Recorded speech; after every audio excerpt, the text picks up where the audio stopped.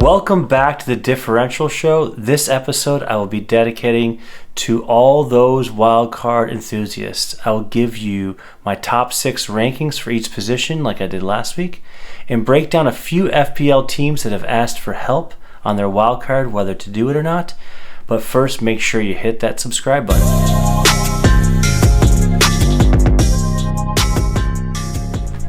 What a week it has been, and it's not just because of how the results were. A lot of injuries that are going on, so that's kind of affected a little bit of the rank that's going on here.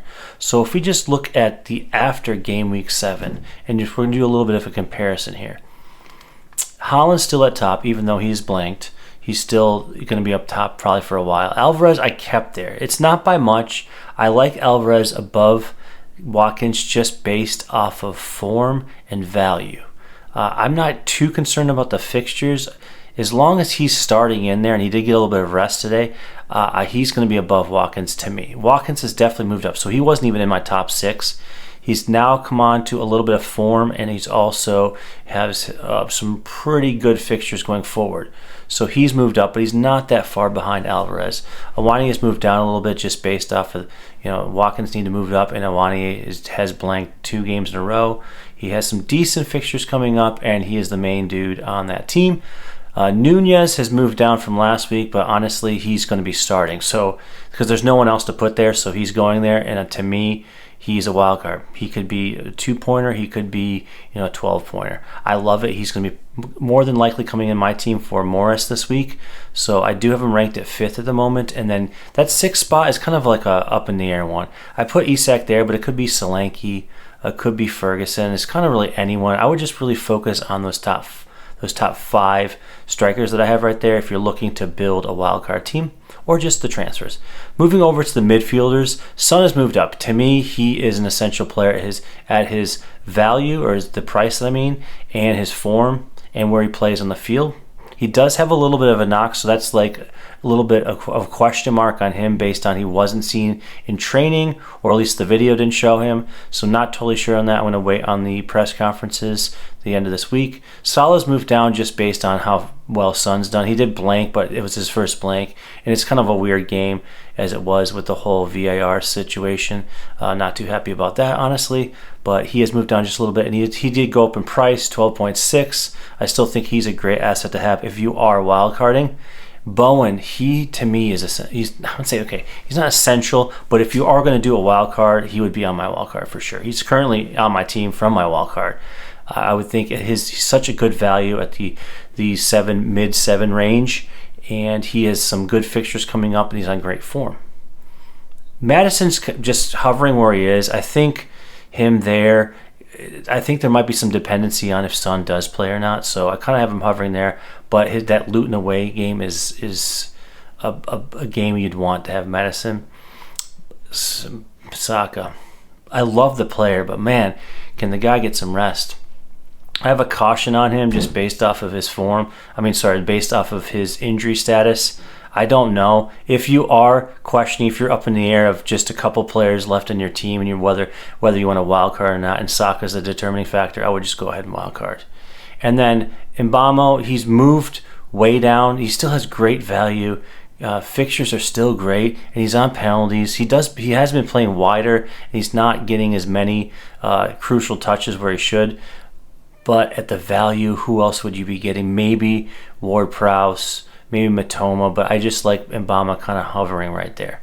And then moving over to defenders, Trippier, he's hauling. He's bonus. Anytime he gets anything, he's going to bonus 3 points. Easy. So he's at the top. Anderson, great value, 4.7. I've been talking about him every week that I've had a video.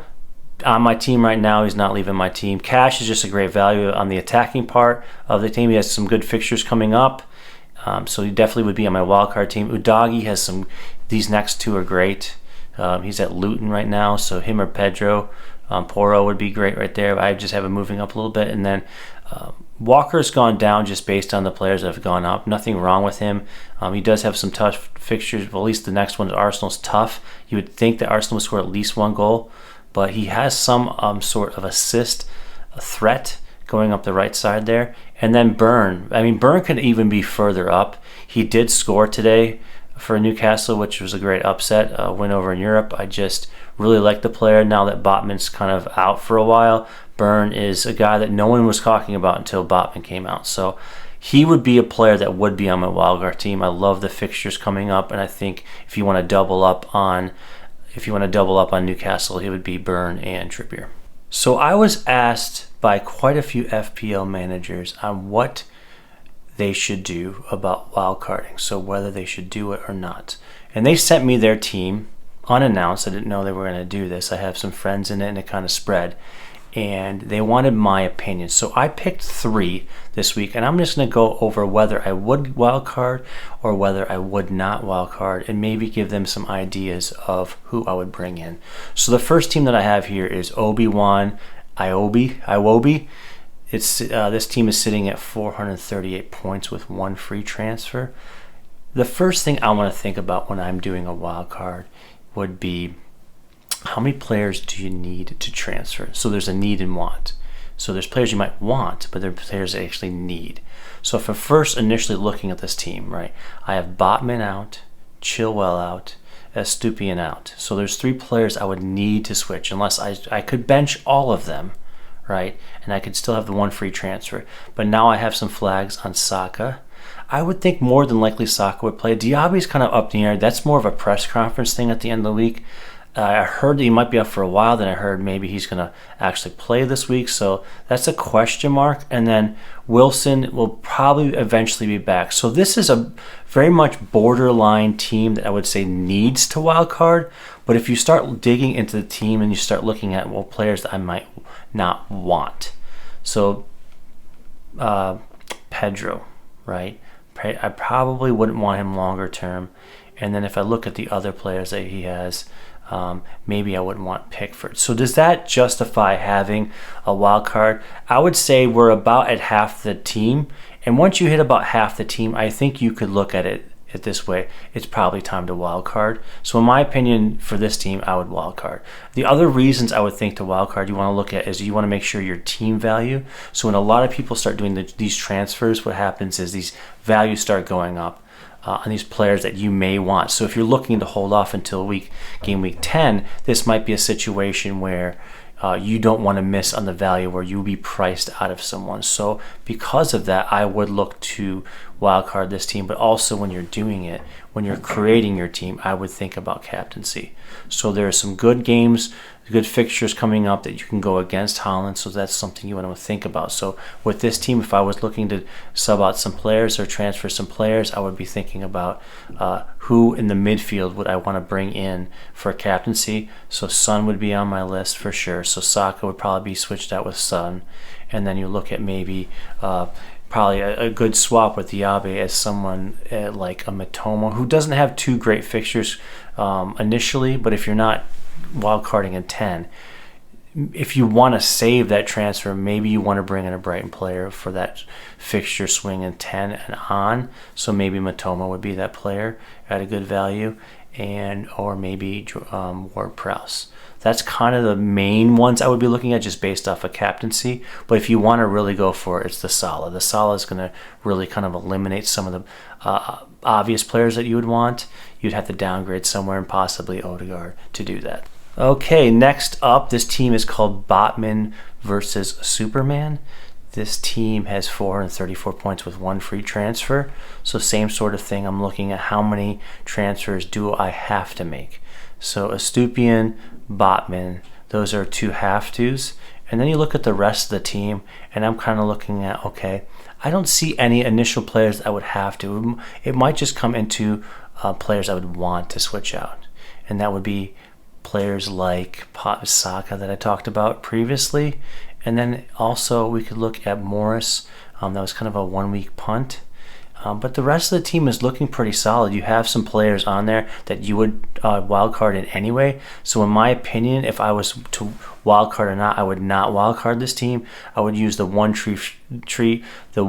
free transfer on one of those 3 players. And specifically, like, you need to make a decision on Haaland. So if Haaland's your captain, then I would go ahead and probably just wait for the news on Saka, and then I'd probably swap out either Estupiñán or Botman for someone like Cash or Burn. Honestly, Burn would be a really good one to bring in, and then kind of go for there and maybe build for game week 10 for this specific team. I love the Leno Areola goalkeeper situation, so I wouldn't even touch that. There is also a differential in Solanke. So this team is somewhat okay. Like, I've seen a lot of teams with a lot of color on their the game field here, and this one doesn't have so much. So wildcarding not needed. It would just be a luxury.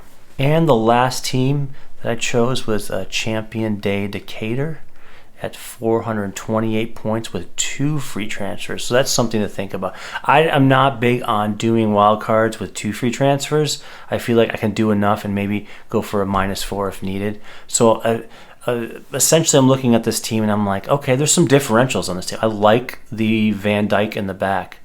I haven't seen a lot of teams with that. Share. You have Ederson in goal, so maybe a downgrade of Ederson.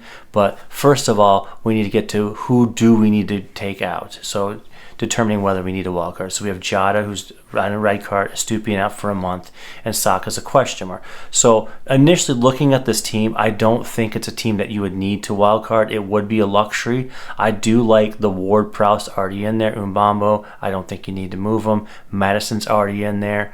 Like I said about the back, you have some differentials. And up front, you have my top 2 strikers with Nketiah. Maybe Nketiah just because Jesus is back. That's something you would want to think about if you maybe downgrade him to 4.5 and then look to upgrade the midfield. And once again, really considering the captaincy of Son or possibly Salah. Now you can do that. Jota, I just feel like would be someone you want out anyways because he's not a consistent start. So you could honestly look for Son, as I talked about. If you want to upgrade to Salah, you would need to look at what you have in the bank. I don't have the information in front of me. That would be something to consider. But I would think about first captaincy and then possibly some price rises that are going to happen tonight. But all in all, I don't think this is a wildcard team. I actually really like this team going forward, and maybe even through game week 10. This could be a hold for a good while, unless like someone really starts to make a good run, like Watkins or a Salah if you decide not to bring in a Salah. But right now, this is a straight hold. I really like this team.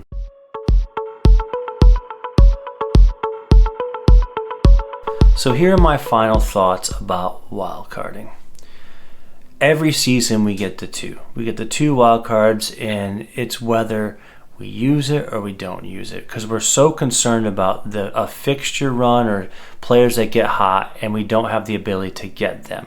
But then we run into these roadblocks, which we're currently in right now, which we call injuries. We just have so many injuries. The Estupiñán news today kind of put a lot of people on alert, thinking, okay, well, I was not thinking of it totally now, but now that I've just lost a starter, I'm probably have enough players that have question marks that I need to do it. So there's going to be so many wild cards that are activated this week that you got to look at team value. There's going to be a lot of swing and rank based on these players they're bringing in as very templates. So a lot of these wildcard teams are going to have players like Salah, Madison, Son, Diaby if he's not injured, Bowen, and maybe someone cheaper like a Barnes or a Neto to kind of fund those. But that's really the midfield. There's going to be so many people with that. Do you really want to go against it? And I was early doing it, so I'm already on that. I'm not in that situation. But if you were looking from a differential, it's not wildcarding would be the differential. A lot of our issues really are in the back line with Botman being out and Estupiñán being out. So being kind of clever, maybe not going so template in the back like the last team that I saw that had Van Dijk and Share. That's something different with Saliba in there. And essentially, not having the correct defenders all the time is not going to hurt you too much, unless it's like some Trippier situation going on. But maybe having a differential back there could be the difference. And then up front, I would emphasize not overlooking Alvarez that you currently already have on your team. So if you're really just trying to fall onto that, or piggyback onto the train of Watkins, it's not bad to get Watkins. But if you're doing it just for Alvarez, really consider that. the City team is a fixture-proof team. They can score against anyone as long as he's in there, which he did get some rest today. He should be good to go, maybe as important as Haaland, because he's right there. And I would just really consider whether you need a wild card or not. Like I said, first thing you need to do is look at how many switches you need to make, and then make the decision based off you got captaincy, team value, and also do you want to be a little bit different. And if you want to be a little bit different, maybe you don't want a wild card, and you may want to hold the United players. I know it's weird. In the last video, I was like, it wasn't probably a good idea to hold them. It's that Sheffield United, that fixture, that's a little, you're maybe a little hesitant to get rid of them because of that, but that also would be a differential. I would be hesitant to have two of them, but maybe having one of them would be something different. Well, that's it for this episode for this week on our wild card. Please be sure to subscribe, and I'll see you next week.